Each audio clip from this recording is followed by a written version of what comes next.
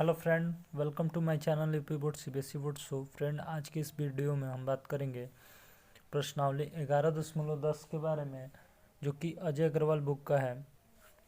और इस एक्सरसाइज को करने के लिए आपको थोड़ा पेशेंस रखना पड़ेगा, क्योंकि क्वेश्चंस जो हैं बहुत इंपॉर्टेंट है और ये मतलब थोड़ा बड़े बड़े होंगे, तो उसे मतलब आपको डिमोलाइज नहीं होना है, ठीक है। तो लेट्स स्टार्ट। पहला क्वेश्चन क्या कहता है कि यदि बिंदु ए, बी तथा सी के स्थिति सदिश आई कैप प्लस जे कैप, कॉमा 2 जे कैप माइनस 3 के कैप एवं 3 I cap plus 5 J minus 7 K cap है, तो इनमें से जाने वाले समतल का समीकरण तथा इस मूल बिंदु से डाले गए लंब की लंबाई ज्ञात कीजिए। तो देखिए, इसको कैसे करेंगे, ध्यान से देखिए। ये आपके क्वेश्चन 2005, 7 और 10 में आया है। अच्छा, एक बार बता दूं, 11.9 तक मैंने पूरा वीडियो बना दिया, आपको प्लेलिस्ट में लिंक मिल जाएगा, मतलब आपको डिस्क्रिप्शन में लिंक मिल जाएगा प्लेलिस्ट का, आप जाकर वहाँ से देख सकते हैं, ठीक है। इसका पहला क्वेश्चन क्या हम लोग करें, ठीक है। सबसे पहले आपको बोला है कि यदि बिंदु ए, बी तथा सी की स्थिति सदिश इतना इतना इतना है, तो यहाँ पर वेक्टर ए बराबर जो दिया गया है वो क्या है, आई कैप प्लस जे कैप है, ठीक है। वेक्टर बी बराबर जो दिया गया है 2 जे कैप माइनस 3 के कैप है, तथा वेक्टर जो सी है 3 I cap plus 5 J cap minus 7 K cap है, ठीक है। सी होकर जाने वाले समतल का समीकरण जो होगा वो क्या होगा, ध्यान से देखिए। समतल का समीकरण का जब भी बात करें ऐसे क्वेश्चन में, तो आपको समीकरण क्या होगा, vector R dot N vector A vector dot N vector. अब देखिए, बात करते हैं एन वेक्टर की, तो एन वेक्टर क्या होता है, तो वेक्टर बी में से वेक्टर ए को घटा दीजिए और cross multiplication vector C minus vector A कर दीजिए, तो हमारा एन निकल कर आ जाएगा, एन वेक्टर निकल कर आ जाएगा। तो एन वेक्टर कैसे होगा, 2 आई कैप माइनस 3 के कैप हो जाएगा, minus I minus J cap हो जाएगा, vector B minus vector A. अब क्रॉस वेक्टर सी की बात करें तो 3 I cap plus 5 J minus 7 K cap और माइनस ए कितना हो जाएगा, I cap minus J cap हो जाएगा। वैल्यू दिया गया है उसको पुट कर दीजिए, ठीक है। अब देखिए, यहाँ से एन वेक्टर कितना हो जाएगा, माइनस आई कैप प्लस जे माइनस 3 के कैप गुणे, मतलब कि क्रॉस, इसको हल करेंगे तो ये 3 में से आई जाएगा तो 2 आई कैप प्लस 4 जे कैप हो जाएगा माइनस 7 के कैप हो जाएगा। इतना बात क्लियर है। अब देखिए, इसको क्रॉस मल्टीप्लिकेशन करना है, तो क्रॉस मल्टीप्लिकेशन कैसे होता है, डिटर्मिनेंट सॉल्व होता है, सारणिक सॉल्व होता है आई जे के कैप का, ठीक है।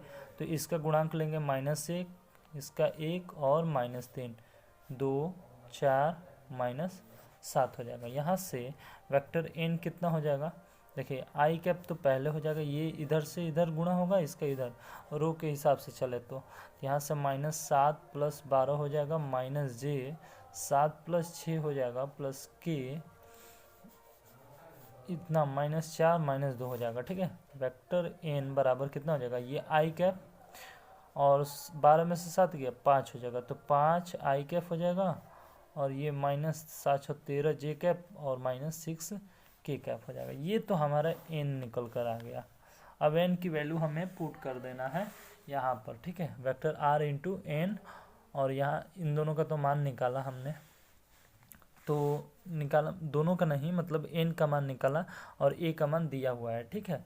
तो यहाँ पर पुट करते हैं, तो देखिए क्या हो जाएगा, जैसे कि vector R dot N vector A dot N vector. तो देखिए, वेक्टर आर को ऐसे ही रहने दीजिए, एन वेक्टर के जगह पर क्या रखिए, 5i माइनस 13j माइनस 6 के कैप हो जाएगा, बराबर ए के जगह पे आई कैप प्लस जे कैप और एन के जगह पे 5i minus 13j minus 6k कर दीजिए। अब देखिए, वेक्टर आर डॉट, अब यहाँ पर देखिए 5i minus 13j minus 6k हो जाएगा, बराबर, ये देखिए इन दोनों का गुणा करिए, तो इसका इसके साथ गुणा होगा तो 5 गुणे 1 हो जाएगा, -13 गुणे 1 हो जाएगा, और माइनस 0 गुणे 6 हो जाएगा। अरे बस समझ में, इसको हल करेंगे तो अब यहाँ से r डॉट इतना क्या हो जाएगा, ये 5i minus 13j minus 6k, तो ऐसे ही हो जाएगा। 5 गुणे 1 करेंगे तो कितना हो जाएगा, 5 माइनस 13 माइनस 0, यानी कि वेक्टर r जो होगा minus 5i, sorry plus 5i है, ये प्लस में है, i cap minus 13j cap और माइनस 6k कैप हो जाएगा, और ये कितना हो जाएगा, माइनस 8 हो जाएगा। ठीक है, तो ये हमारा क्या आ गया, समतल का समीकरण आ गया। ठीक है, अब क्या बोल रहा है, ये हमारा एक आंसर हो जाएगा। एकदम बात क्लियर है। ये हमारा r डॉट होगा, यहाँ पर डॉट है, ठीक है, ये प्लस है, प्लस में है, यहाँ पर थोड़ा सा ये मिस्टेक हो गया, माइनस लिख दिया था, इसलिए आप प्लस बना लेंगे। ठीक है, तो ये आपका क्या हो गया, समतल का समीकरण। देखिए इसमें बोल रहा है ना कि तो इनमें से जाने वाले समतल का समीकरण ज्ञात कीजिए। तो समतल का समीकरण हमारा ये हो गया r, देखिए इसको मैं अच्छे से लिख देता हूँ, r dot 5i cap minus 13j cap minus 6k cap बराबर माइनस 8। ये ही आपका क्या हो जाएगा, आंसर हो जाएगा। ठीक है, इसको मैं काट देता हूँ थोड़ा देर के लिए। ये देखिए यही वाला आपका क्या हो जाएगा, आंसर हो जाएगा। आया बात समझ में, तो ये इसको काट दीजिएगा, अच्छा नहीं लग रहा था। तो ये हमारा आंसर हो जाएगा, समझ में आया। तो ये समतल का समीकरण आ गया। अब एक क्वेश्चन और बोल रहा है, इसमें कह रहा है कि इस पर मूल बिंदु से डाले गए लंब की लंबाई। अच्छा, जब भी कहा है कि मूल बिंदु पर डाले गए लंब की लंबाई, मूल बिंदु पर डाले गए लंब की लंबाई, तो क्या हो जाएगा, वेक्टर p बराबर mod a dot n vector बट्टे में मॉड ऑफ n वेक्टर होता है। ये फॉर्मूला आपको मालूम होगा। अब देखिए यहाँ पर जो ये आया है ना, ये a डॉट n का मान, ये a डॉट n जब हमने किया इसको हल, तो ये लिखा। अब इसको हल किया तो ये आया, इसको हल किया तो ये आया, उसके बाद ये आया। तो a डॉट n क्या हो जाएगा, माइनस मॉड में माइनस 60 हो जाएगा। और n क्या है, n अभी हमने निकाला तो वो क्या आया था, ये आया था 5i माइनस 13j और माइनस 6k का। तो इसका मॉड ले लेते हैं। ठीक है, तो ये माइनस 5 का होल वर्ग हो जाएगा प्लस माइनस 13 का वर्ग प्लस माइनस 6 का वर्ग हो जाएगा। आ रहा है बात समझ में। तो p हमारा जो होगा, ये देखिए p लिख सकते हैं, इसको बिंदु से डाले गए लंब की लंबाई p से दर्शाते हैं। ठीक है, तो यहाँ से 8 हो जाएगा बट्टे में अंडर रूट में 25 169 और 36 हो जाएगा, यानी कि p बराबर हमारा क्या आ जाएगा, 8 बट्टे में करणी में 230। तो ये हमारा क्या हो जाएगा, आंसर हो जाएगा। ये मैंने n का जो मान आया था, 5 का वर्ग किया, 13 का, फिर 6 का, तो 25 169 और 36 जोड़ा, 25 169 और 36, तो क्या आया, करने में 230 आया। ठीक है, तो ये हमारा क्वेश्चन सॉल्व हो गया अच्छे से। अब आगे देखते हैं क्वेश्चन नंबर 2 क्या कर रहा है कि P, यदि बिंदु P A B C से y z तथा z x समतल पर लंब PA तथा PB खींचे जाए तो समतल OAB का सदिश समीकरण ज्ञात कीजिए। देखिए इसको कैसे करेंगे। सबसे पहले आपको क्या दिया गया है क्वेश्चन में कि P जो है ABC है। ठीक है, ABC है। अब बोल रहा है कि y z तथा z x का समतल पर लंब PA तथा PB खींचिए। PA तथा PB खींचना है, जो खींचे जाए तो समतल OAB का सदिश समीकरण ज्ञात कीजिए। तो OAB का सदिश समीकरण ज्ञात कीजिए, यानी कि AB और O का निर्देशांक हम पहले निकालेंगे। क्या निर्देशांक, तो A का निर्देशांक क्या होगा, अगर निकाले तो निर्देशांक निकाले तो क्या होगा, जीरो, जिसका निर्देशांक निकालना होता है उसको 0, उसके बाद जो बच गया B और C। B का निर्देशांक क्या हो जाएगा, यहाँ पर A हो जाएगा, और B का निकालना है तो 0 और C। फिर से हमें क्या करना होगा, 0 का केवल निकालना है, 0 मतलब कि O यहाँ पर, तो ये क्या हो जाएगा 0 0 0 हो जाएगा। तो ये क्या हो जाएगा, यहाँ पर इसको x2 मान लीजिए, इसको y2 और इसको z2 और इसको x3, इसको y3 और इसको z3 और इसको x1, ये y1 और ये z1 हो जाएगा। ठीक है, आ रहा है बात समझ में? क्या किया मैंने कि इसको x2 मान लिया, इसको y2, इसको z2 और इसको x3 y3 और z3। ठीक है, बाकी क्लियर है? आ रहा है बात समझ में? तो यहाँ से हमें क्या करना है कि अब हमें इसको हल करना है। ठीक है, तो इसको हल कैसे करेंगे, ध्यान से देखिए। हमको क्या करना है, सदिश समीकरण ज्ञात करना है। सदिश समीकरण ज्ञात करना है तो इसको सदिश समीकरण ज्ञात करने का तरीका है कि इसको x में से घटाना होगा। देखिए आपको क्या घटाना होगा, x में से ये 0, y में से 0 और z में से 0 घटा देंगे। ठीक है, फिर उसके बाद 0 में से 0, ठीक है, 0 में से b में से, देखिए अब b में से इस 0 को घटाएंगे, फिर c में से 0 को घटाएंगे। अब यहाँ से बात करेंगे, a में से 0, b में से नहीं, 0 में से 0, 0 में से 0 हो गया, फिर उसके बाद c में से 0 घटा दीजिए और बराबर 0 कर दीजिए, तो आपका आंसर आ जाएगा x y z हो जाएगा, ये a b c हो जाएगा, ये a o c हो जाएगा। ठीक है, बराबर 0 हो जाएगा। यहाँ से x देखिए ये इधर इधर हो जाएगा, तो ये बी सी माइनस 0 हो जाएगा, माइनस 0 माइनस ए सी हो जाएगा, plus Z 0 minus A B हो जाएगा, बराबर 0 हो जाएगा। यहाँ से देखिए एक्स बी सी हो जाएगा, प्लस वाई ए सी हो जाएगा और माइनस जेड ए बी हो जाएगा, बराबर 0। अब इसका सदिश रूप लिखते हैं। सदिश रूप देखिए ये जो हुआ आपका मान आ गया।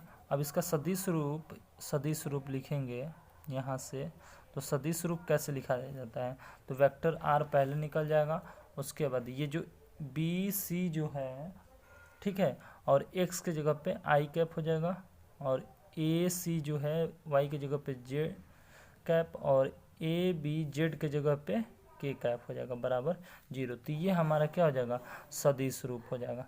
ठीक है, आया बात समझ में?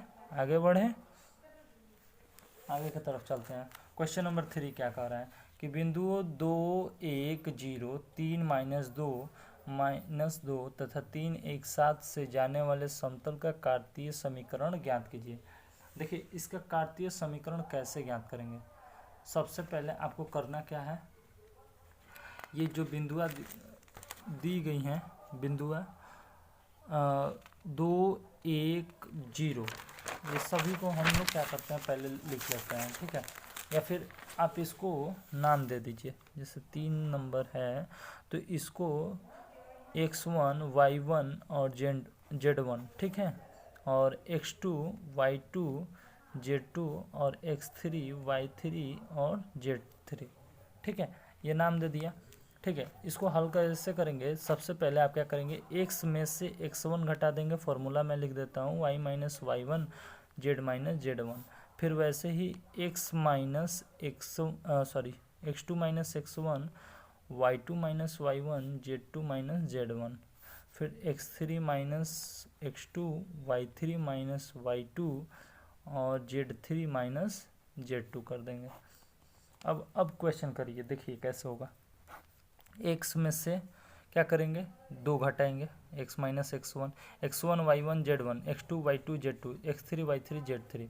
ठीक है, अब इसी पर इसको हम लोग करेंगे, z माइनस 0 हो जाएगा, फिर x2 यानी कि 3 में से 2 जाएगा, x3 इधर y2 तो ये -2 -1 हो जाएगा, -2 में से 0 जाएगा, फिर ये क्या होगा, 3 में से 3, फिर 1 में से 2, 3 में से 3, 1 में से -2 हो जाएगा, 7 में से कितना हो जाएगा, -2 हो जाएगा।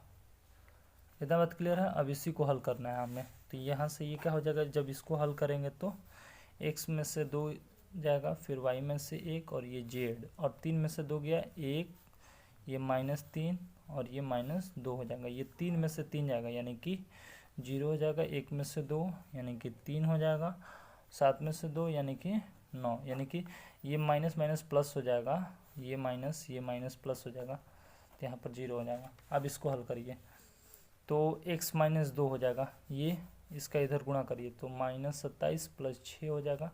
फिर वैसे ही ये माइनस लग जाएगा, ये प्लस होता है, ये माइनस होता है, ये प्लस होता है, तो माइनस वाई माइनस 1 और ये 9 हो जाएगा ना, ऐसे और ऐसे, तो ये 9 हो जाएगा, ये 0 हो जाएगा। 9 माइनस 0 ये प्लस जेड 3 प्लस 0 बराबर 0 हो जाएगा। ठीक है, अब x माइनस 2 हो जाएगा, ये x minus 2 -21 minus 9 y minus 1, sorry minus minus plus हो जाए या फिर रहने दीजिए ऐसे ही।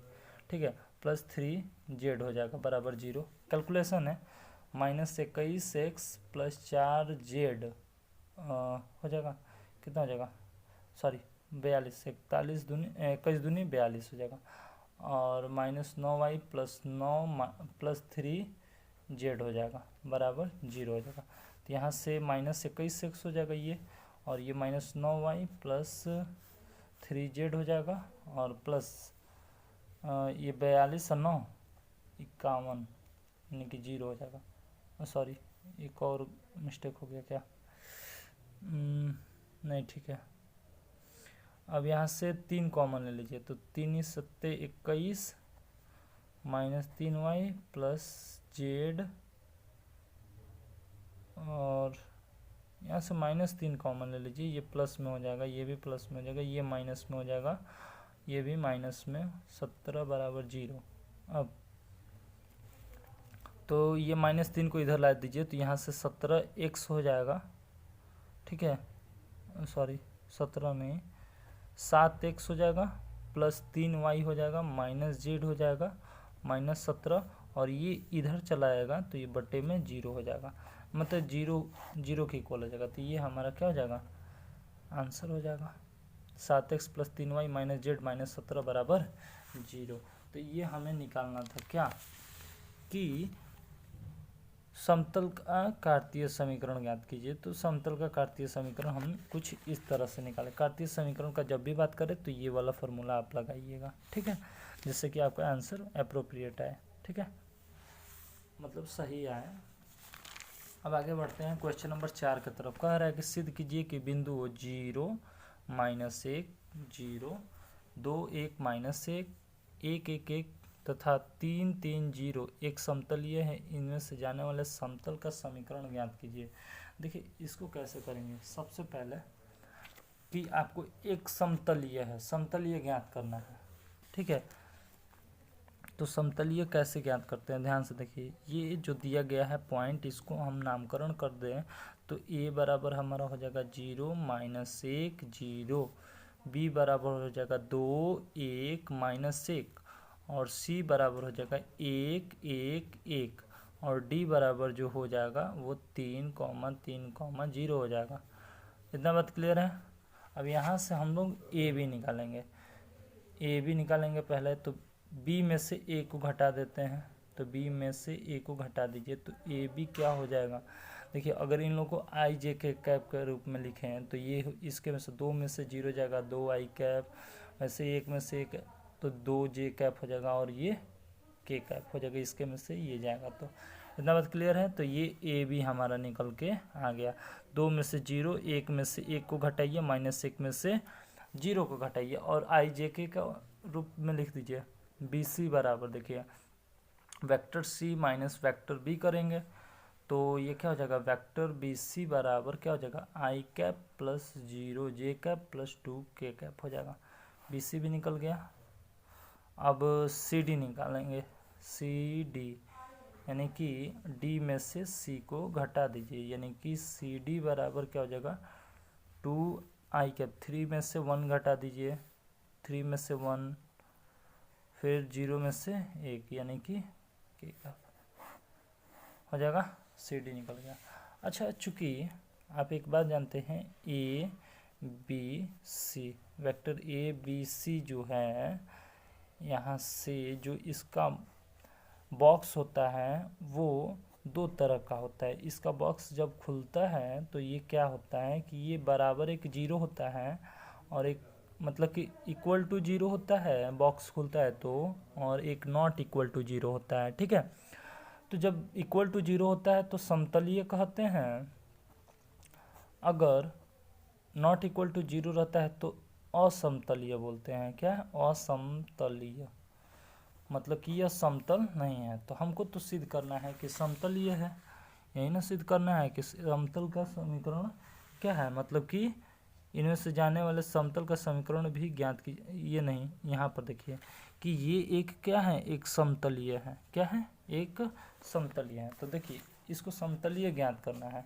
तो हम ए बी सी का जो बॉक्स लेंगे, यानी कि हमें A B vector, B C vector और सी डी वेक्टर का जो बॉक्स लेंगे, यानी कि इसका डिटर्मिनेंट सॉल्व करेंगे तो वो इक्वल टू जीरो आना चाहिए। तो चलिए इसका सॉल्व करते हैं डिटर्मिनेंट। तो पहले तो हम क्या लिखेंगे कि ए बी का मान 2 2 -1 हो जाएगा, तो 2 2 -1। फिर बी सी -1 0 और 2, -1 0 2। वैसे ही सी डी के लिए 2 2 और -1, इसका गुणांक लेते हैं 2 2 -1। ठीक है, ये इसको अगर हल करेंगे, अगर जीरो आ गया तो कहेंगे कि समतलीय सिद्ध हो गया। चलिए दो रो के हिसाब से चलते तो फर्स्ट रो फर्स्ट कॉलम, तो इसका इधर जीरो हो जाएगा, ये -4 हो जाएगा, ये 4 है। ठीक है, और वैसे ही ये प्लस हो गया, ये माइनस, ये प्लस। ठीक है, तो -2 हो जाएगा। ठीक है, 1 -4 प्लस, वैसे ही -1 हो जाएगा, और ये -2 और 0 हो जाएगा। तो ये कितना हो जाएगा, -60 हो जाएगा, +6 हो जाएगा और +2 हो जाएगा, यानी कि -60 + 60 बराबर 0 हो जाएगा। समतलीय है। अब तो कह सकते हैं कि समतलीय है, क्यों? क्योंकि 0 आ गया, यानी कि 0 बराबर 0, यानी कि यह क्या है, समतलीय है। आया बात समझ में? तो हमारा आंसर यहाँ पर हो जाता है। ठीक है, अब रही बात ये कि हमें क्या करना है कि इससे जाने वाले समतल का समीकरण, इसमें भी 2 क्वेश्चन बोला है समतल का समीकरण। तो समतल का समीकरण कैसे निकालेंगे, ध्यान से देखिए। समतल का जो समीकरण है वो कैसे निकलेगा, तो समतल का समीकरण जब निकालेंगे तो वो निकलेगा, पता है कैसे? देखिए एक्स में से पहले तो एक्स, वाई और जेड लिख लेंगे। ठीक है, लिखने के बाद इसके में से ये वाला जो पहला वाला है 0 -1 0 घटा देंगे, 0 -1 करेंगे तो ये +1 हो जाएगा, और 0 घटाएंगे तो ये हो जाएगा। फिर उसके बाद ये वाला लिखेंगे 2 1 -1, 2 1 -1। अब इसके में से भी ये पहला वाला ही घटाएंगे, 0 -1 घटाएंगे तो +1 हो जाएगा, और प्लस क्या हो जाएगा, 0 हो जाएगा, यानी कि -1 -0 हो जाएगा, -0 हो जाएगा, सॉरी। वैसे ही अब क्या करेंगे, 1 1 1 लिखेंगे, 1 1 1। अब इसके में से भी यही 0 घटाएंगे +1 हो जाएगा, और यहाँ पे -0 हो जाएगा। ठीक है, अब इसी को सॉल्व कर देंगे। अब इससे कोई मतलब नहीं है, बस 2 पॉइंट ले लेना है इसमें से, और ये इसमें से ही, इन दोनों में से ही इसको घटाना है, और एक एक्स में से घटाना है, XYZ में से। तो XYZ में से घटाया, उसके बाद ये 2 पॉइंट वाले को लेकर घटा दिया। इतना बात क्लियर है? अब इसी को सॉल्व कर देंगे तो हमारा आंसर आ जाएगा।